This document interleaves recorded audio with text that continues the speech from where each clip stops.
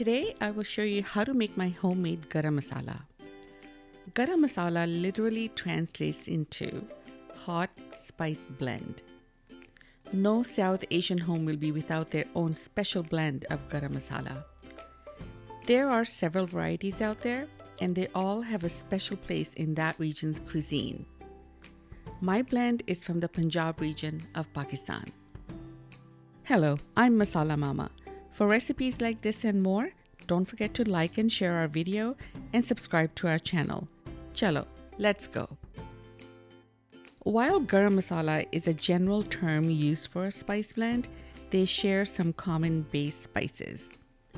Black peppercorns, black cardamom, also called badi ilaichi, cloves, and cinnamon sticks.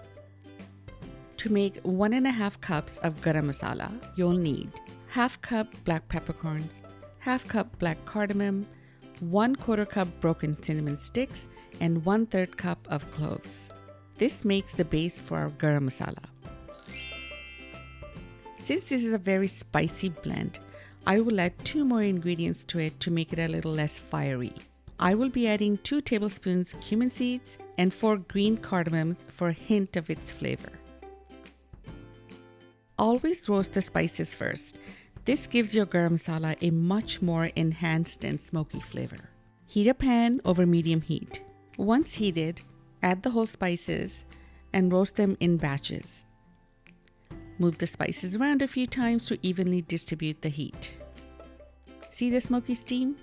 Some of the spices have a high oil content, so they will smoke a little bit. Roast each batch for 30 to 45 seconds. You'll know they're ready when the spices are fragrant. Remove from the stove and pour onto a plate or a bowl to collect all the roasted spices. If you grind hot spices, they will create a lot of steam that can make your spices a little wet from the condensation. And wet spices can spoil more easily. So it's very important to cool them completely before grinding and then cool them one more time after grinding and before storing them. You can use a coffee grinder or a magic bullet for this step. They both work well. Using the coffee grinder, place the whole spices in it and grind until powdered. Pour over the sieve, sift and shake out any large bits. These bits can go back in the grinder and ground again.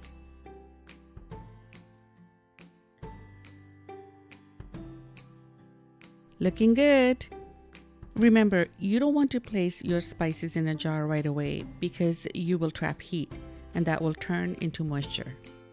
This can spoil the masala, so let's leave the bowl of garam masala to cool for 10 to 15 minutes.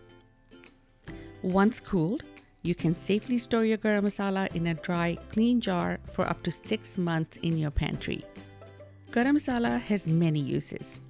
It can be added as a spice in a recipe or sprinkled on top of a cooked meat dish to bring some heat to it.